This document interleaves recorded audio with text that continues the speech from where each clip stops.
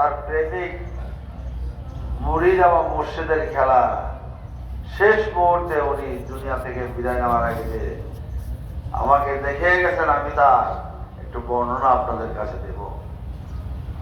আমি এই কথাটা অনেকবার বলেছি হয়তো, তারপরে বলতে ইচ্ছা করে, যেহেতু বাবা জালাল নুরি তার আশেকদের, প্রেমিকদের, ভক্তদের যে কিভাবে কতভাবে ভালোবাসতেন তার বর্ণনা দিয়ে শেষ করা যায় না। হাসপাতালে শুয়ে আছেন বাবা জালাল নুরি, হাসপাতালে শুয়ে আছেন। দুপুরের সময় হয়ে গেছে। ওই সময় আমি একাই ছিলাম বাবার সাথে হাসপাতালে। ইসাপুরা অর্থাৎ কুসুমপুর এলাকা থেকে এক টলার আশেক প্রেমী ভক্তরা আসছেন বাবাকে দেখতে হাসপাতালে। সে মনোয়ারা হাসপাতাল, হাসপাতালের নাম ছিল মনোয়ারা হাসপাতাল। সেখানে বাবাজানকে দেখার জন্য 30-35 জন কুসুমপুর থেকে আসছে ট্রলার দিয়া। তখন এত সুন্দর রাস্তাঘাট ছিল। বাবাজান কেবলা পায়ের দিকে কাইট হয়ে শুয়ে রয়েছেন, ডান দিকে সমস্ত আশেকরা প্রেমিকরা দরজা দিয়ে ঢুকতেছে। আমি বললাম, বাবা, কুসুমপুর এলাকার আশেকরা প্রেমিকরা আসছে আপনাকে দেখতে।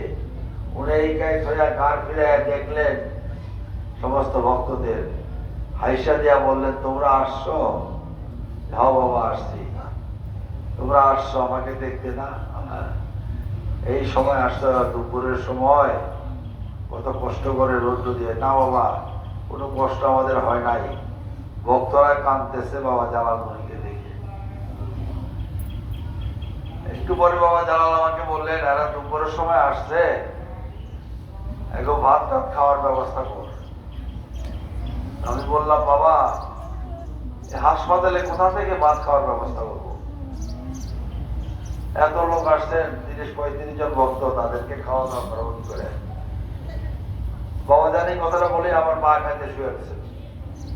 একটু পরে আমার যা বসে বললেন, বলে কি রে, খাওয়ার ব্যবস্থা করছ?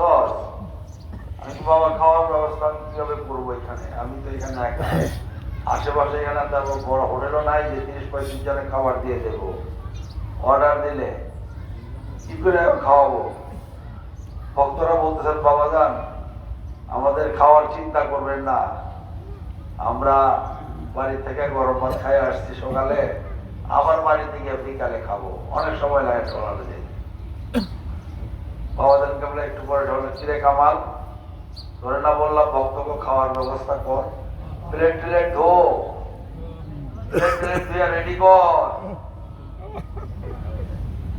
আমি বললাম ঠিক আছে। ঠিকই আমি তার কথা প্লেট টেলেট গুলো গোছাইলাম, তুই নাই গোছাইলাম। বলতেছে হয়তো উনি বাবাদের আবেগের কারণে বলতেছে, ভক্তদের প্রেমের কারণে বলতেছে যে ওদেরকে খাওয়াইয়া দে। কিছুক্ষণ পরে, অল্প কিছুক্ষণ পরে দেখি 2 জন লোক 2 হাতে করে বিরিয়ানির প্যাকেট নিয়ে ঘরে ঢুকতেছে। আর কেউ নাই, আমার ছোট ভাই শাহানশাহ শ্বশুর, উনি বিরিয়ানির প্যাকেট নিয়ে আসছে 2 জন লোক নিয়ে। তাই বললাম, তাহলে সামনে এত বিরিয়ানির প্যাকেট নিলেন? তো বেশ, দেখতে তো অনেক লোক আসে দুপুরের সময়, খাওয়া দাওয়ার সময়। তাই হোটেলের কাছে দিয়ে আসতেছিলাম, কে যেন আমার বলতেছে বিরিয়ানি নিয়ে নে। তাই আমি তাদের জন্য এই বিরিয়ানির প্যাকেট নিয়ে আসি। বাবাজান কেবলা আবার ডান কাতে শুয়ে বললেন, কামাল, তোরে না বললাম প্লেট রেডি কর, এই আমার ভক্তদের জন্য কি খানা আসছে? বললাম, বাবা আসছে। তাহলে এত চিন্তা কেন করস? আমি তো বলেছি তাদেরকে দুপুরে না খাওয়াইয়া দিবি না। শেষে এই বিরিয়ানির প্যাকেট খুলে সবাই খাওয়াইলাম প্যাকেট কইরা। প্রায় 60-65 প্যাকেট বিরিয়ানি আছিল, সবাই খাওয়াইলাম। শুয়া শুয়া হাসপাতালে বাবা জালাল নুরি এতটুকু করে গেছেন, আমরা বোঝার অভাব।